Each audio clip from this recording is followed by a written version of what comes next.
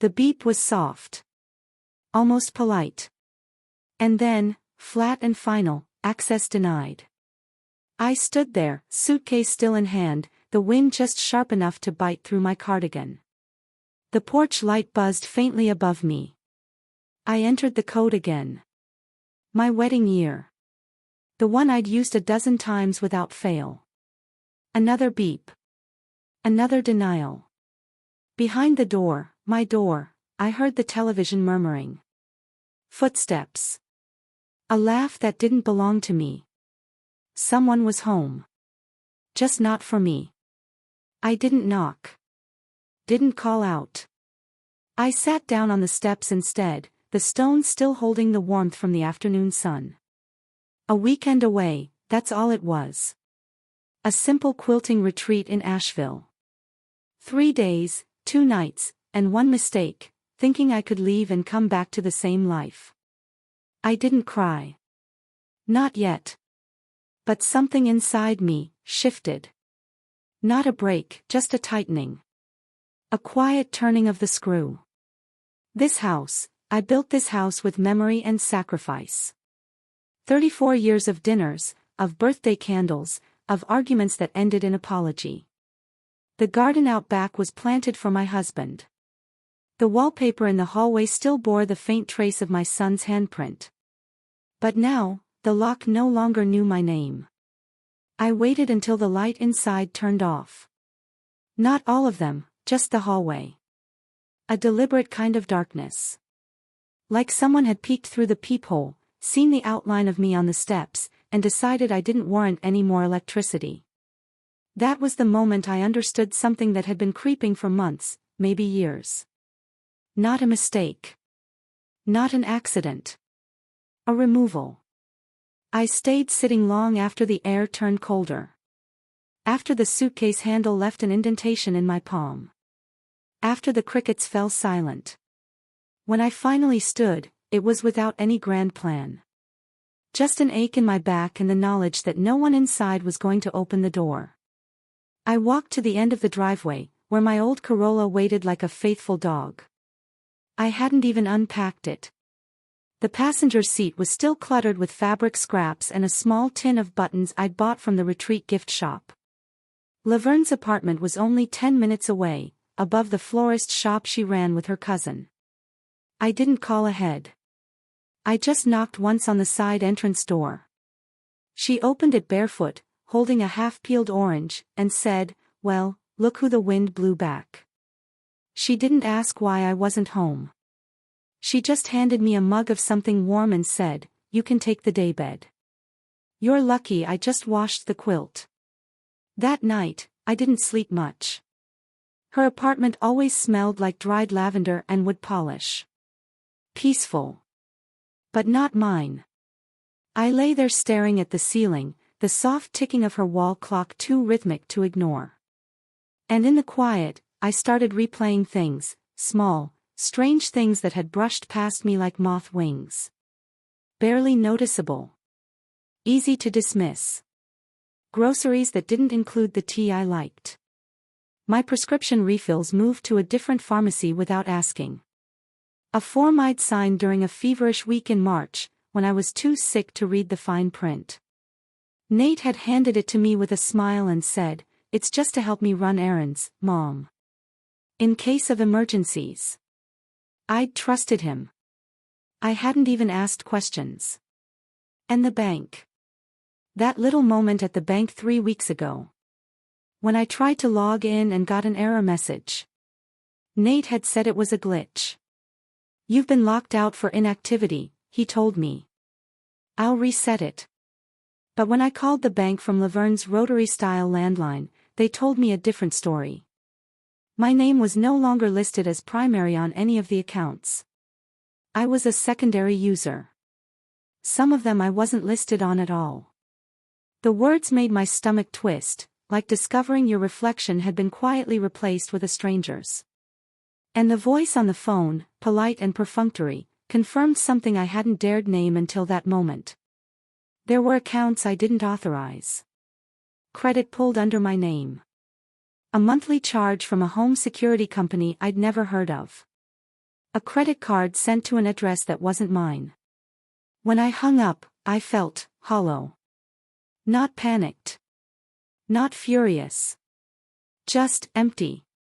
I sat back on Laverne's scratchy couch and stared out the window. The florist shop's neon sign buzzed faintly, casting a pink glow over the street. Somewhere downstairs, her cousin was laughing at something on TV. I didn't go home the next morning. I went to the shed instead.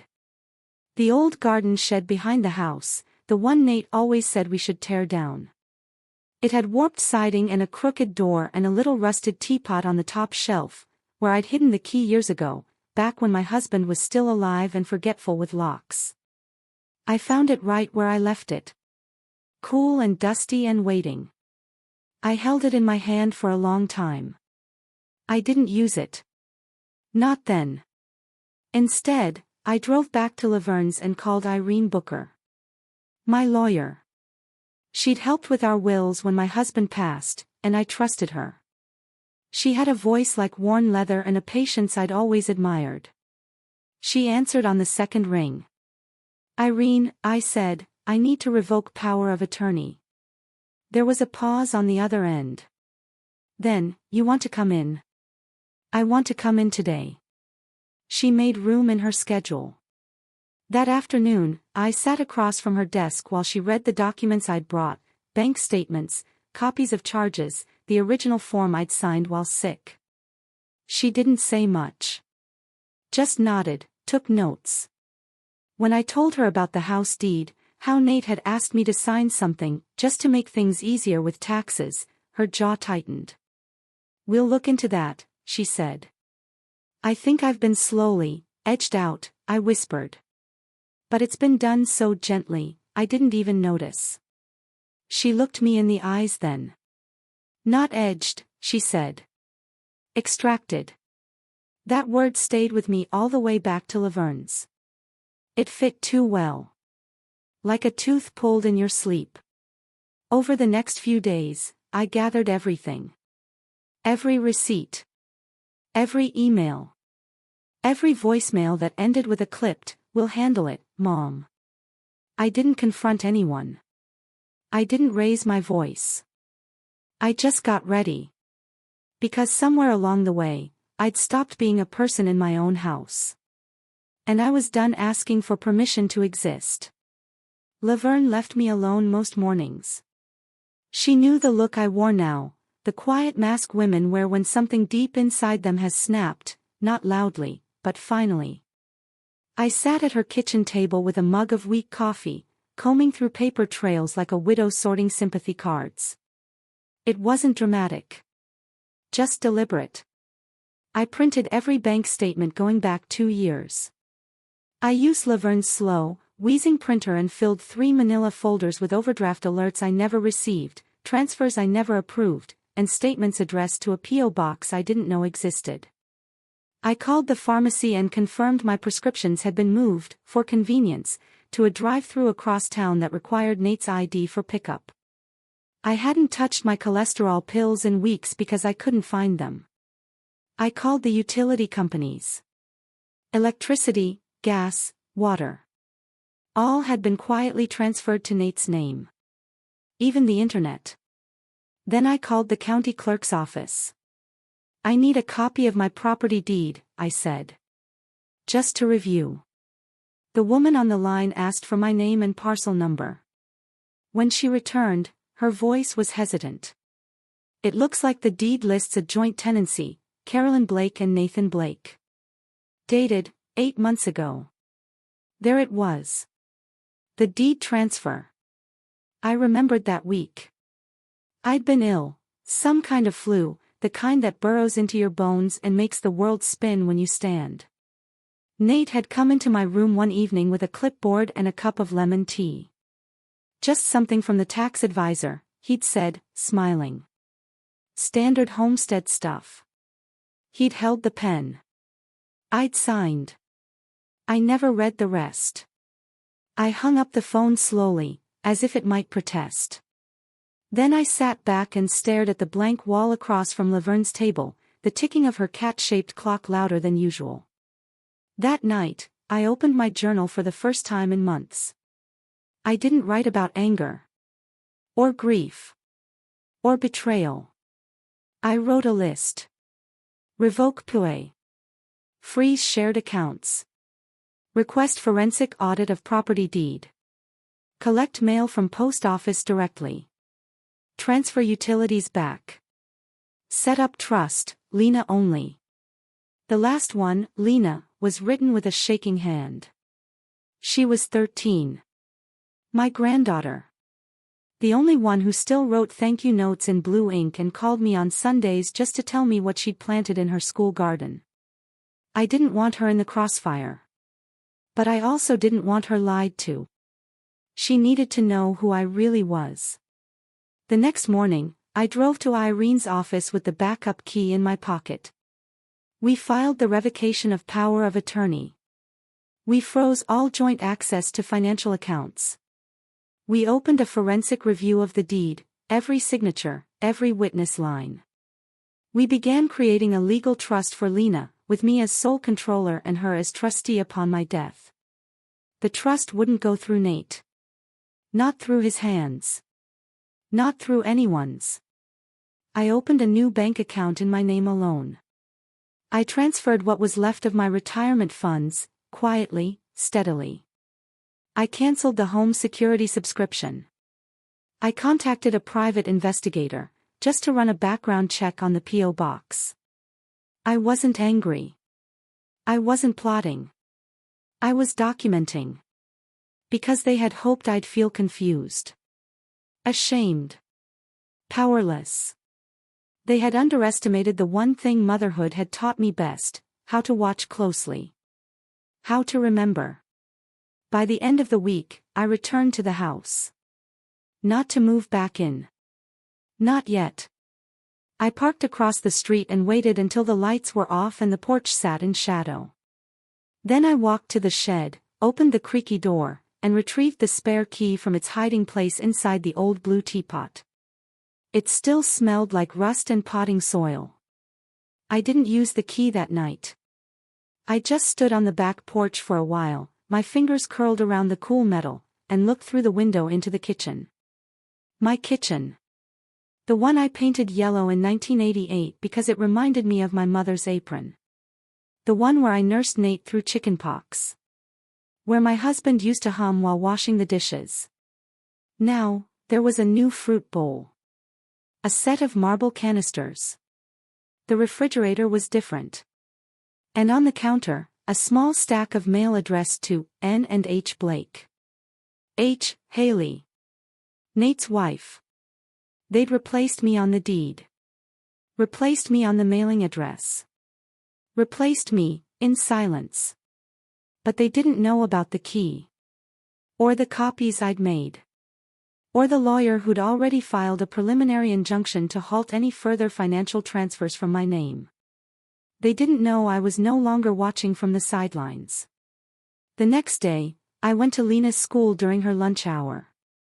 I signed in at the office, waited in the small front room with its faded photographs of science fair winners and county spelling bees. Lena came in wearing her jacket, cheeks flushed with confusion and a trace of hope. "Grandma," she whispered. I nodded. Just a short visit. We sat outside on a bench, bundled against the wind. I handed her a small envelope. "Don't open it now," I said. "Just keep it somewhere safe. It's not money. It's something for later." She looked at me the way only children look at people they still believe in. I fought the sting in my eyes. "Are you okay?" she asked. I hesitated. "Then, I will be. And so will you." Later that evening, Nate called. Voicemail. Then a text. "Why is our Wi-Fi out? Did you cancel it?" Then. "Mom, call me. Now." Then. "Don't make this ugly." I didn't respond. I made tea instead. Real tea. Loose leaf. The kind I used to drink before my cabinet filled with their protein powders and energy drinks. I sat in Laverne's window seat, cradling the mug in both hands, and let the quiet settle over me. This wasn't revenge. This was return. The text messages kept coming. By Sunday, they had shifted from confusion to accusation.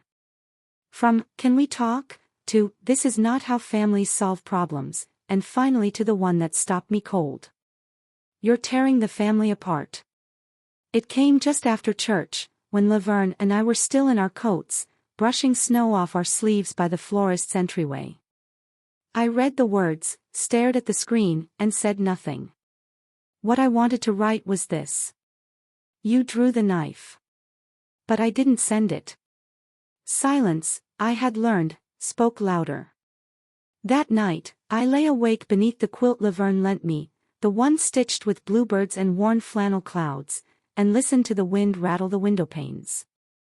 I thought about the first time Nate told me he was going to take care of everything. It had been after his father died. He was only 23, newly married, voice still soft at the edges. I remember him walking into the kitchen, eyes downcast, saying, "Don't worry, Mom. I've got it from here." And I believed him. Because when you've raised someone, tended to their fevers, their fears, their failures, you want to believe that care grows roots. That it loops back around one day and finds you again. But roots don't always bloom. Sometimes they curl inward. Tighten. Strangle. By Monday, Nate's tone had changed. "You're being dramatic. You're overreacting. You don't understand how complicated things have gotten." Irene called to tell me Nate had contacted her office. Tried to request clarification on the trust documents. Asked if there was any chance we could mediate quietly. "He's nervous," she said. "You've caught him off guard." I nodded, even though she couldn't see me. I was standing in the alley behind the florist shop, watching Laverne unload a new shipment of wreaths. "I'm not trying to destroy him," I said quietly. "I know," Irene replied. "But you're no longer easy to move." That day, I returned to the house. I used the backup key. The air inside felt stale, like a place trying to remember itself. I didn't take off my coat. I walked slowly from room to room, collecting the things I had tucked into corners of a life I thought was mine for good. The sewing basket by the fireplace. The picture of my husband tucked behind the toaster. The recipe cards in my mother's handwriting. A silver locket with Nate's baby tooth still inside. I didn't take everything. Just what was mine. I filled 2 boxes and carried them out quietly. No note. No confrontation. Just presence. That night, I changed the passwords on every account still in my name. I removed Nate from the utilities. Reclaimed ownership of the car title. Filed a fraud alert with the credit bureaus. I created a digital file labeled evidence. I uploaded photos of the deed signature misaligned with my known signature samples. The power of attorney document dated during my illness. Bank transfers made on Sundays, when branches were closed. I printed it all and stored it in a fireproof box under Laverne's bed. Because it was no longer about just getting back what was mine. It was about naming the quiet theft. The next morning, Nate showed up. He didn't knock. He pounded. Laverne wasn't home. I answered the door. His face was red. Wind-chapped. Unshaven. "Mom," he said, breath visible in the air between us. "What the hell are you doing?" I looked at him, really looked. Not as my son. Not as the boy who used to fall asleep on my chest. But as the man who had slowly, efficiently, tried to dismantle my life. "What I should have done months ago," I replied. "You froze the accounts. You canceled everything. You're acting like I'm some kind of criminal. You signed documents I never saw. You rerouted my prescriptions. You locked me out of my own home. He looked away, jaw twitching. I didn't mean for it to get this far, he muttered. You meant for me to disappear quietly, I said. You wanted convenience. Not conflict. I just wanted to simplify things, he said. You were struggling. Forgetting things. I thought. No, I said. You decided. Without asking. You replaced me with your systems, your codes, your names on paper. His voice cracked then, and for a moment, I saw the boy again. Lost. Tired. I didn't know what else to do. You could have asked. He looked at me like he hadn't heard that word in years. Asked. Not assumed. Not overridden. Asked. I've always taken care of you, I said softly. And somewhere along the way, you forgot that I didn't stop being your mother just because I grew older. He looked at the ground. Snow gathered on his shoulders. I'm sorry, he whispered. But sorry is a soft word. And some damage wears steel. I'm not angry, I said. But I'm done. Done? His head snapped up. I've made other arrangements, I said. Legal ones. The house, the assets. Everything that was mine is back in my name. And when I die, Lena will receive it, not you. He looked stricken. You're punishing me. No, I said, voice even. I'm protecting myself. Something I should have done sooner. He stood there a moment longer.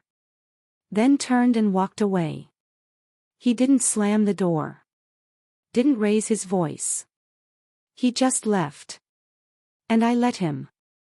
Because there comes a time in a woman's life when she no longer waits to be given her place at the table. She builds her own. And this time, it will have only the chairs I choose. The next days passed in a kind of stillness I hadn't felt in years. It wasn't peace, not yet, but it was something close. An unclenching. A release from the endless, invisible labor of making space for everyone else. I moved back into the house that Thursday. Not all at once. Just a box at a time. The first thing I unpacked was the yellow kettle. The one I bought after my husband died, when mornings felt hollow without the sound of his footsteps in the hallway. I set it on the stove and waited for the hiss of water to rise again in the air. I made a list. Change locks. Clean pantry. Replace curtains. Toss the security camera Nate installed by the stairs. I didn't bother removing all the things Haley had brought in, the modern vases, the abstract prints. Let them stay for now. Let them haunt the rooms a little, as proof of what they tried to make of me. I moved through the house room by room, gathering the remnants of erasure. A drawer full of unopened mail. A closet stuffed with plastic bins labeled junk, moms. A folder tucked under the desk with old statements I'd never seen. By Friday evening, I'd restored the house utilities to my name and replaced every lock. I hired a locksmith named Grant who smelled faintly of tobacco and wore wool socks under his boots. He didn't ask questions. Just worked steadily as I sat at the kitchen table with the deed in my lap. He handed me the new keys without a word. I paid in cash. Later that night, Nate tried again. Voicemail. You're being unfair. Then. You didn't even let us explain. Then. This was supposed to be temporary. And finally. You're choosing money over family. I didn't reply. I deleted the messages after writing each one down by hand into a notebook labeled record.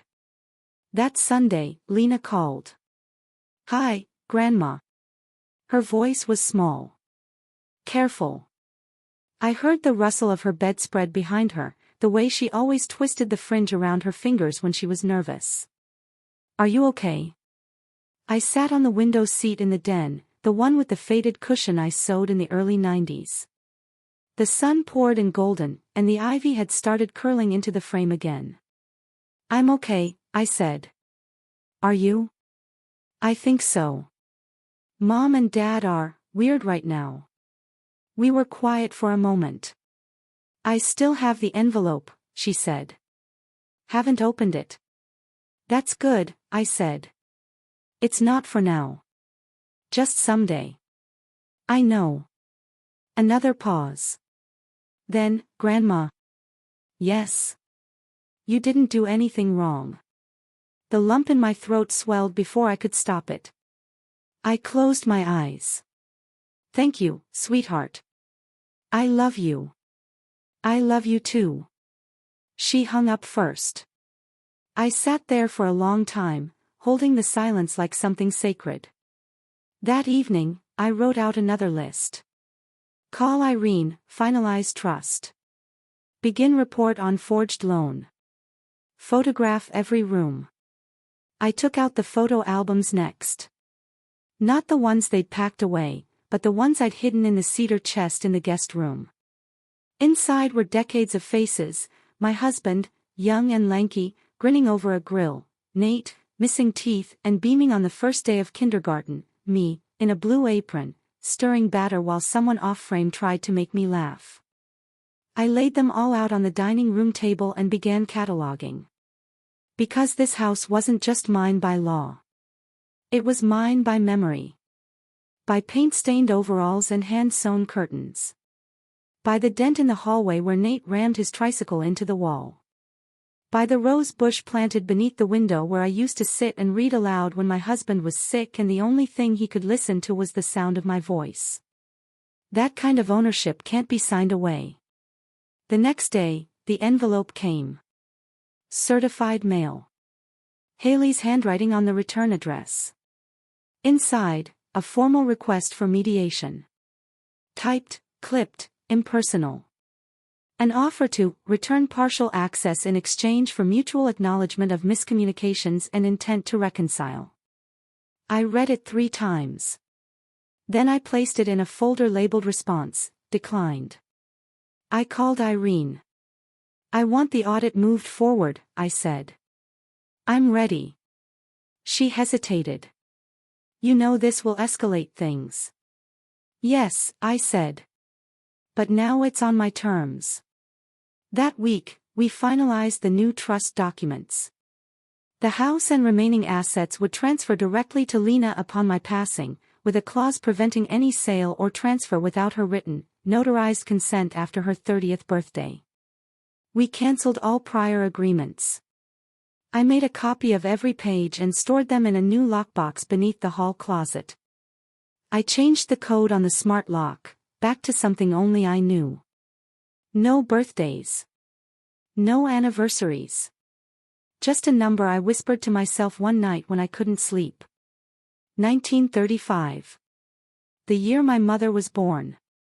The year a woman named Ruth Blake planted tulips beside a wooden porch and told her daughters, "No matter what happens, you keep blooming." That Saturday, I baked banana bread. My husband's recipe, scribbled on an index card now smudged with flour and thyme. I wrapped one loaf in wax paper and brought it to Laverne, with a note tucked inside, "Thank you for being my safe harbor." The other, I kept. I poured tea. I sat on my porch. And I waited, not for Nate. Not for apology. But for morning to come. Because some victories don't come with trumpets or applause. They come quietly. With keys turned in familiar locks. With names restored to their rightful places. With banana bread cooling in a house that is finally yours again. Spring came early that year. The forsythia bloomed before Easter, gold and defiant along the fence line. I spent that morning in the garden, kneeling slowly, fingers in the soil that once belonged to my husband's hands. I planted rosemary and lavender where the old lilies used to grow, plants that stayed, rooted and fragrant, no matter how many winters tried to bury them. Inside, the mail waited on the counter. Among the envelopes was a letter from the county recorder's office. I opened it with steady hands. The deed, reinstated. My name, alone. I stared at it for a long moment. Not to gloat. Just to see it, to believe it. Carolyn Blake, sole owner. The name I signed on PTA permission slips, on casseroles for grieving neighbors, on every check that paid for my son's college tuition, had finally been returned to where it belonged. I framed it. Not out of vanity. Out of clarity. That afternoon, I hosted a small tea. Just a few women from church. Laverne. Mrs. Kim from next door. Ruth, who had broken her hip last fall but still made her own jam. I laid out a simple spread, shortbread, lemon bars, and my mother's rose tea steeped just long enough to bring out the earth beneath the bloom. They asked about the house. About Nate. I didn't go into detail. I only said, sometimes the loudest love is learning when to stop begging for a seat at a table that was never built to hold you. They nodded, eyes soft with knowing. Before they left, I gave each woman a small envelope. Something I've been working on, I said. Inside, invitations. A summer gathering. Here. In this home. A new tradition. Bring your daughters, I added. And your granddaughters, if they're old enough to laugh with women who remember too much and apologize too little. Lena arrived early. She helped string paper lanterns across the back patio, barefoot in the grass, her hair caught up in a scarf I used to wear when I was her age. She never asked what had happened between me and her parents. But when we lit the candles that night, soft globes of light swinging above our heads, she turned to me and whispered, "It's beautiful here. It feels strong." I smiled. "It is," I said. "It is now." And as the sun dipped behind the magnolia trees, and laughter rose around me like a hymn, I realized something simple and powerful. I was not just reclaiming a house. I was rebuilding a legacy. One rooted not in sacrifice for others, but in survival for myself. And it would bloom. Oh, it would bloom.